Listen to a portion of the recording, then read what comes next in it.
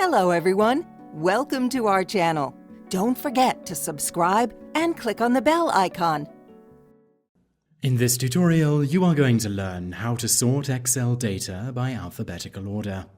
Start Excel and open the sheet with the data that you want to sort alphabetically. Here we have an address list and we want to sort the data by last name. To do this, you need to start by selecting the entire column. Click on the B letter in the bar above the first row. Now that the data has been selected, navigate to the Data tab in the main menu bar. In the Sort and Filter section, you will see a large icon with Sort written underneath it. Click this. A window will appear called Sort Warning. Select the Expand this selection option and click Sort.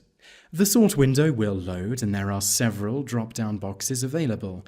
As a default, the sort will want to sort the data by alphabetical order, A to Z. If you want to have it reversed, you can select the Z to A option from the Order drop-down list. Finally, click OK.